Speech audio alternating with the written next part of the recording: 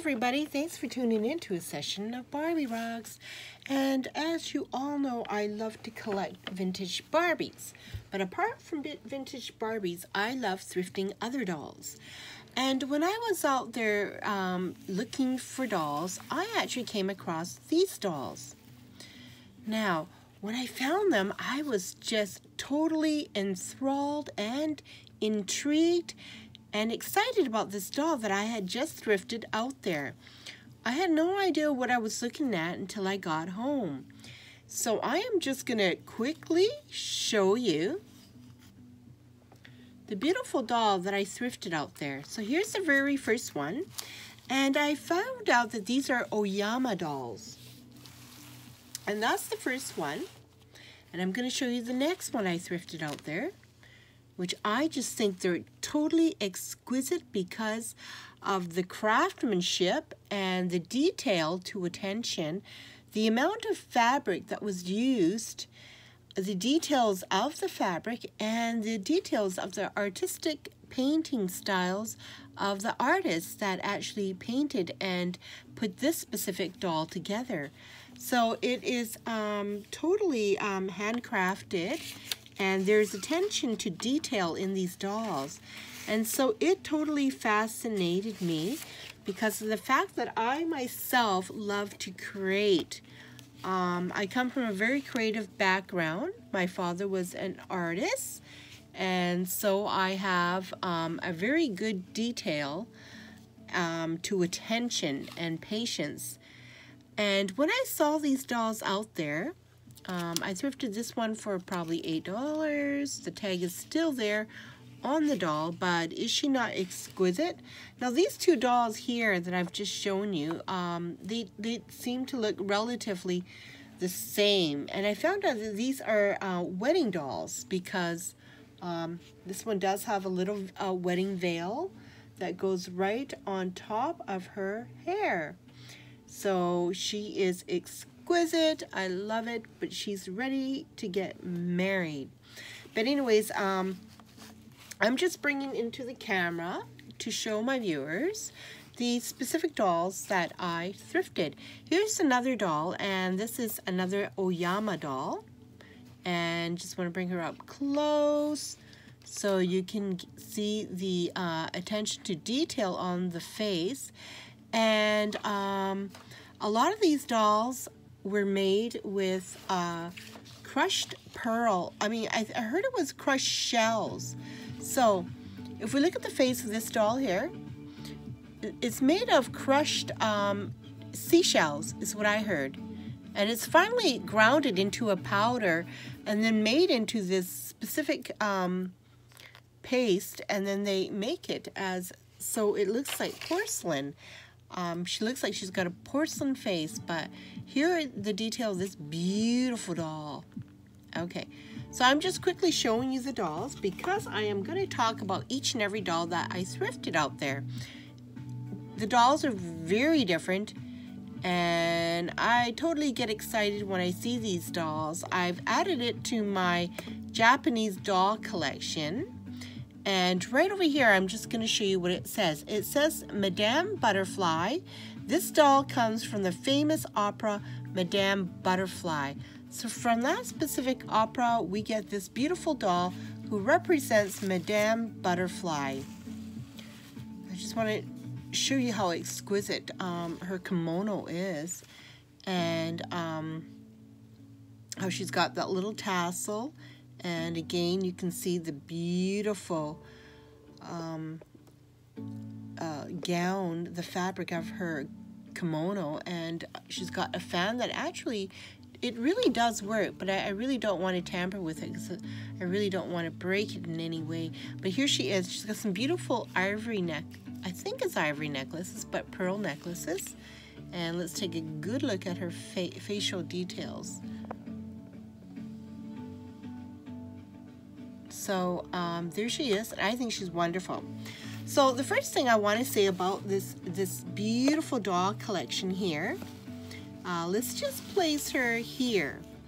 I found out that These dolls were made by the Kyugetsu Company, and it said that dolls were made in Tokyo, and the history of the Kyugetsu history began in around 1835.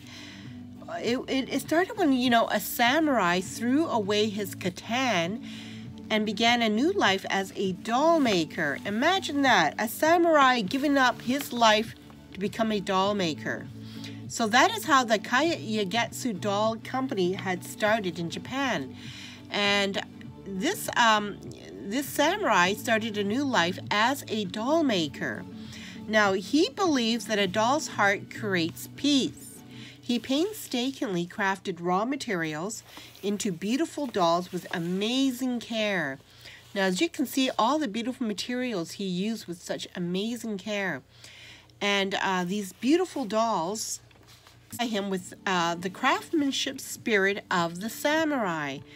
Now, keeping things close to his heart, he creates dolls with the utmost care and attention to details. Now, as you can see, what we mean by that, the utmost care and attention to detail. So that is how this company began, went back in 1835. So the Kyugetsu's doll history does have a fascinating history of the samurai that gave up his sword, his katana, to do this. Female dolls and a person with the name Jiro Koyama.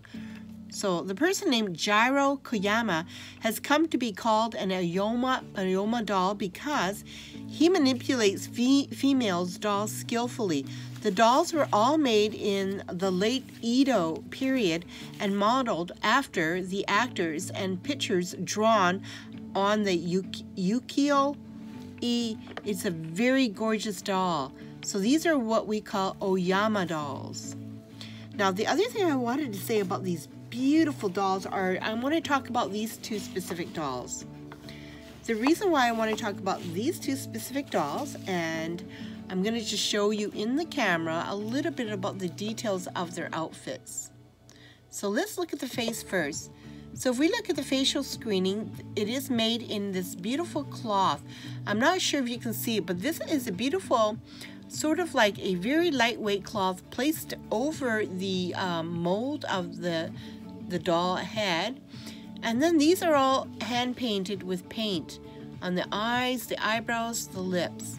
And then right over here, the fabric is beautifully done, all tapered, and the hands itself have a fabric right over the hands and ability with wires that you can actually manipulate the fingers and bend them whichever way you feel.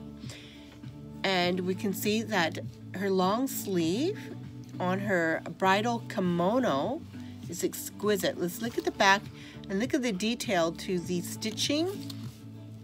And again, look at the beautiful fabric tapered onto a beautiful bow at the back of her kimono.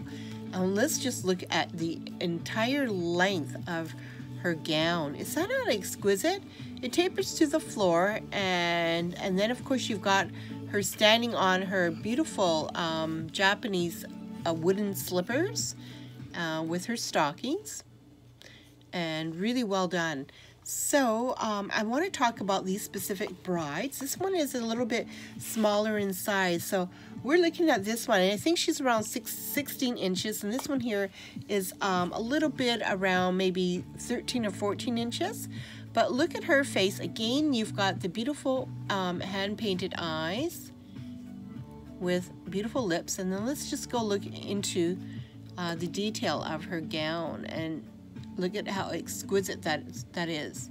So here we've got her feet. She seems to be missing the slippers, or maybe she was made without the slippers. I'm not too sure, but her wooden slippers are missing on this doll. For whatever reason, I'm not sure, but here we go. Let's just look at the detail of her outfit, how gorgeous she is. Let's look at the hat. And of course, she's got these little prongs, metal sort of hair decorations on her hairpiece, which is really nicely done. And again, it is all like gathered here and then put up in a bun. And exquisite doll. I'm just going to show you the bow in the back. So here she is. But anyways, she is called one of the bridal dolls, and there are two types of costumes for the bride dolls. They're Hatsu and Yutaki. A white hat is attached. This one to have thrifted these beautiful dolls. All right, so I'm just gonna go and show you. Now the other Madame Butterfly. Let's get a good look at her. Madame Butterfly. Here she is, and so you can get a good look at her kimono and her beautiful outfit. Now you can see she's got this beautiful bow out front, really nicely done, and look at the tailormanship and the sewing ability of this beautiful kimono. And there's her beautiful long sleeves, and then the dress itself on the doll is exquisite. I mean, I love the fabric, the orange, the turquoise, and the beautiful butterflies right addressed around the sleeves of the doll. It's just wonderful. I'm just wondering if you can actually see that. She has a beautiful fan, which is handmade, and it's got the silver foil right at the edge of the fan. It's made with some sort of bamboo or sort of wood, which is very, very delicate. And then here we've got the bow attached to her kimono and around her waist. Imagine the amount of work it takes to get dressed in one of these kimonos, because as you can see, there's an layer piece to the doll, and then she's got this beautiful band across the waist with a red sort of ribbon belt that comes across her waist, and then we've got the beautiful oriental tassels here, and there she is. And let's just look at the top of the beautiful flowers around her. So anyways, that sort of highlights the 5 dolls that were thrifted out there on my recent excursions. And I've actually taken the Barbies out in the back there just to show you the relatively size of Barbie as compared to dolls that are made. Now look at the size of Barbie. Barbie's around maybe 12 inches. And these Japanese dolls, or Oyama dolls, are a little bit taller than Barbie herself. So it gives you a good deal of what types of dolls these are. So I hope you enjoyed this little video on a little bit of history on the Kyugetsu Company, and a little bit about the Oyama dolls, and how interesting it is to know that these dolls were made, the company started out in circa 1835. So 1835, I definitely was not born, and I was definitely born decades later. So it tells you how old the dolls are. I've got a little bit of a bridal picture of a doll from the Kyugetsu Company, and I've got one of these dolls here that I thrifted. Of course, I've told you about the wedding dolls, and here she is. So let me know if you think that was an awesome find, the great finds locating these, and the excitement of finding all these beautiful Japanese geisha girl dolls. So I hope you enjoyed this video and this little tutorial on vintage Oyama dolls, Japanese dolls, and inspiring you to collect these dolls yourself. So give me a thumbs up, guys. Don't forget to like and subscribe, and let me know if you've enjoyed this video on Japanese dolls, collectible Japanese dolls. Bye for now from Barbierocks. Wishing you all a fantastic week up ahead, and have a wonderful day. Love, Barbierocks.